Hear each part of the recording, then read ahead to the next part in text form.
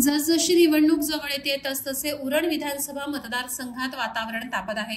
एकीकडे महाविकास आघाडीचे 2 उमेदवार रिंगणात असताना सत्ताधारी पक्षाचे आमदार देखील शक्ती प्रदर्शन करतायत आणि याच प्रस्थापितांविरुद्धच्या लढ्यात एक भूमिपुत्र युवक आपल्या पत्नीसह सर्व तयारीनिशी उतरताना दिसतोय। गेली 10 वर्ष समाजकार्यात झोकून देणारे तेजस डाकी यांची पत्नी श्रीकन्या डाकी या उरण विधानसभेच्या निवडणुकीत उतरल्यात। प्रचंड शक्ती प्रदर्शन करून त्यांनी आपला उमेदवारी अर्ज दाखल केला। त्यांनी प्रचारात देखील आघाडी घेतली असून जनतेचा त्यांना चांगला प्रतिसाद मिळतोय। तर दुसरीकडे तेजस डाकी यांनी विरोधकांचा चांगलाच समाचार घेतलाय। ज्या पद्धतीने सत्ताधारी आमदार तसंच महाविकास आघाडीच्या उमेदवारांनी शक्ती प्रदर्शन केलं त्यात अवघे 5 ते 6 हजार लोक होते। यावेळी आलेली पब्लिक देखील उरण मतदारसंघाच्या बाहेरची असल्याचा सनसनाटी आरोप तेजस डाकी यांनी केला आहे। दस्तूरखुद्द केंद्रीय मंत्र्यांना उरणमध्ये सभा घेण्यास यावं लागतं, यातच माझा विजय आहे। मला दोघांचंही आव्हान वाटत नाही, अशी जाहीर टीका तेजस डाकी यांनी दोन्ही उमेदवारांवर केली आहे। माझं लक्ष होतंच ज्या पद्धतीने शिवसेनेने आणि बीजेपीने ज्या पद्धतीने फॉर्म भरलं, दोघांच्याही सभेकडे माझं लक्ष होतं, मी बघितलं सर। परंतु ज्या पद्धतीने त्यांनी दोघांनी त्यांचं शक्ती प्रदर्शन केलं तर मला सुद्धा कुठेतरी असं वाटलं की ज्या पद्धतीने ते व्हायला पाहिजे होते ते झालेलं नाही। आज माझ्यासारख्या अपक्ष, ज्याच्याकडे कुठला पक्ष नाही, चिन्ह नाही, अशा अपक्ष माणसासोबत जर 1500 ते 2000 लोक आली, याची साक्षीदार सर्व तुम्ही पत्रकार सुद्धा आहात।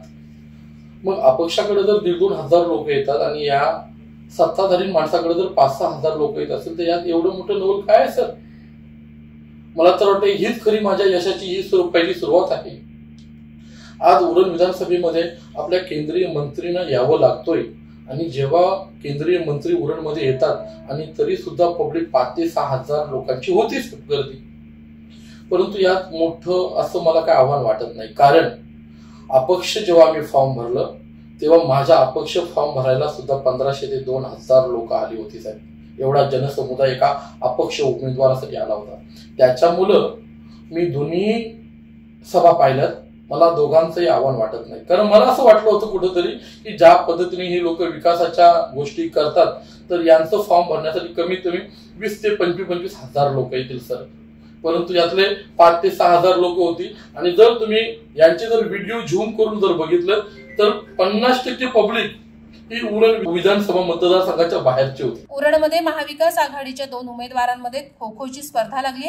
ज्यांना माहितच नाही तिकीट मिळेल की नाही ते उरणचा विकास काय साधणार असा निशाणाच तेजस डाकी यांनी प्रीतम म्हात्रे आणि मनोहर शेठ भोईर यांच्यावर साधला आहे। उरणचा जो मतदारसंघ आहे ना, तो पण या लोकांच्या नादात आहे ना वेडापिसा झालेला आहे। कारण या दोघांमध्ये आता खो-खोची स्पर्धा झालेली आहे।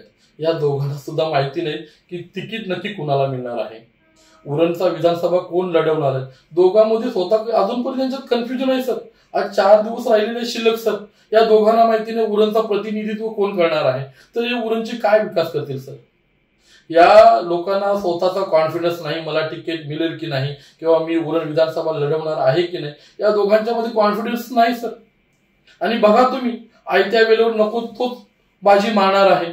त्याच्यामुळं ज्यांना तिकीटच अजून कन्फर्म माहिती नाही ते उरणचे विकास काय करणार सर? उरण मतदारसंघात कोणता उमेदवार परप्रांतीय आहे याबाबत चर्चा करण्यापेक्षा येथे स्थानिक भूमिपुत्राला ही जागा मिळावी अशी प्रामाणिक इच्छा असल्याचं तेजस डाकी यांनी बोलताना सांगितलं। मी नेहमीच सुरुवातीपासून सांगितलंय, मी सर्व धर्म समभाव जपणारा माणूस आहे।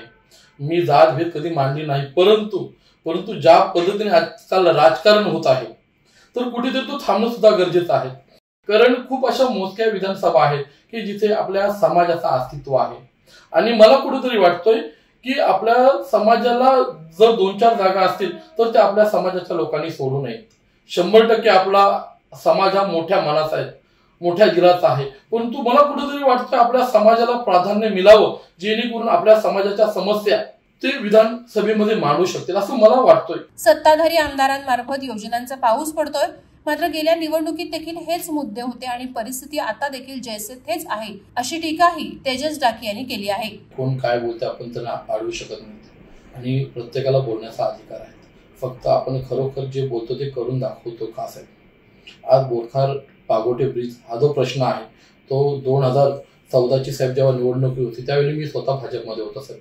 त्यावेळी जेव्हा साहेबांनी हे काढलं होतं पत्रक, त्यामध्ये 2014 साली सुद्धा होतं बोरखार पागोटे ब्रिज होणार आहे सर। आज त्या गोष्टीला 10 वर्ष पूर्ण झाली। आता कदाचित हा 3रा टर्म सुरू होईल साहेब, तरी आमचा बोरखार पागोटे ब्रिज होणारच आहे. आज उरण सारख्या शहरामध्ये शौचालय सारखी गोष्ट नाही. आपण कशाला 1000 कोटी 500 कोटीच्या गोष्टी करायच्या हव्या साहेब.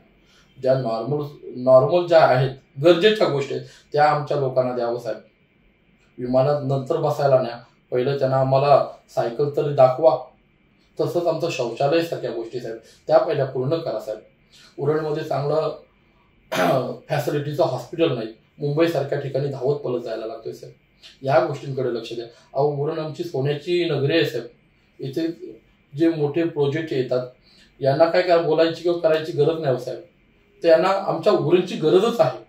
आता अटल सेतू झाला साहेब, कधीच्या कुठल्या साली परवानगी मिळाली त्याची तुम्हालाही कल्पना आहे. जे हायवे होतात काय होतात, आमच्याकडे जैन पेटी आहे साहेब.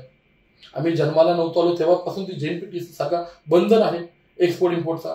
त्याच्यामुळं एखादा व्यक्ती सांगतो हे मी केलं ते काय करायचीच नाही गरज. मूलभूत ज्या लोकांना सोयी सुविधा पाहिजेत ना त्या गोष्टी करा. आणि मी तुम्हाला चॅलेंज देतोय साहेब, सांगतोय. आज आपण चांगल्या ब्रँडेड गाड्यामध्ये फिरतो त्याच्यामुळे आपल्याला भीती नाही वाटत. आज माझी स्वतःची मुलं सुद्धा चांगल्या गाडीने जातात. मला एक रिलॅक्स वाटतो, काय माझी मुलं सुखरूप आहेत. पण मी या नेत्यांना सांगतोय की तुमच्या मुलांना एक महिनाभर जिथं कुठे ते जॉब करतात ना मोटरसायकलवर पाठवा. तुमच्या छातीत केसं धासधूस होईल ना ते बघा साहेब. काय झालं, यांच्यावर ते संकट कोसळलं नाही. आज अनेक कंटेनर मुलं तरुण मुलांचे जीव जातात. त्यांच्या घरातला कोण गेला नाही करता मुलगा. ज्यावेळी यांच्या घरावर ही घटना घडेल त्यावेळी त्यांना कळेल. त्याच्यामुळे आम्हाला साहेब मोठ्या नको, सोयी सुविधा नकोच, परंतु आमचा तरुण पोरगा सेफ राहील, सुरक्षित राहील, आमची महिला सुरक्षित राहील, त्यांना आरोग्य जाईल. मी नेहमी माझ्या प्रत्येक भाषणात सांगतो उरणमध्ये चांगले शौचालय करा. आमच्या आई बहिणींना खूप त्रास होतो या गोष्टीचा.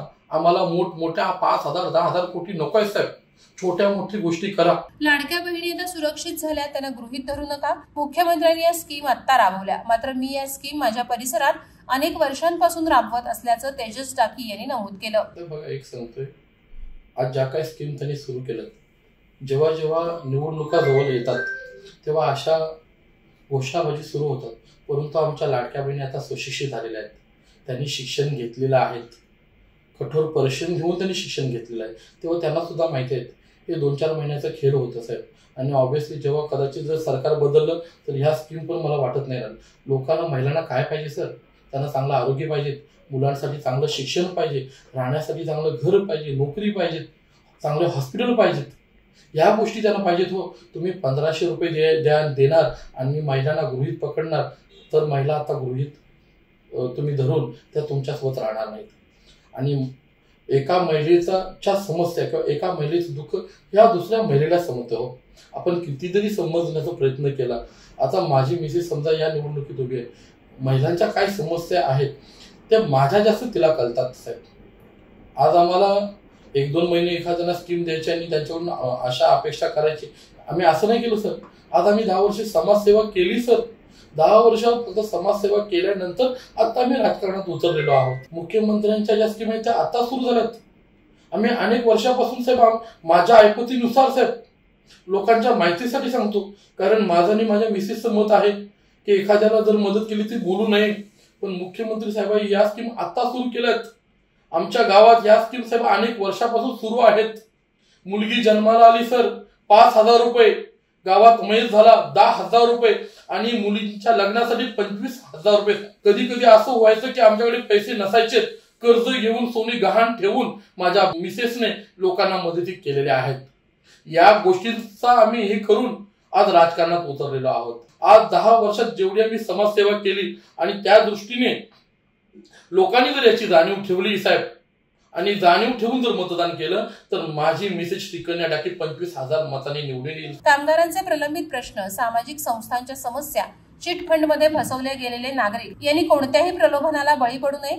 श्रीकन्या डाकी यांच्यावर विश्वास ठेवा, भरघोस मतदान करा आणि उरणकरांची लाडकी बहीण श्रीकन्या डाकी यांना विजयी करा, असं आवाहन तेजस डाकी यांनी उरणच्या जनतेला केलं आहे. ज्या कामगारांवर आज बेरोजगारीची वेळ आलेली आहे, सुप्रियामध्ये ज्या लोकांची फसवणूक झाली, सेस सारख्या विषयात शेतकऱ्यांची फसवणूक झालेली आहे.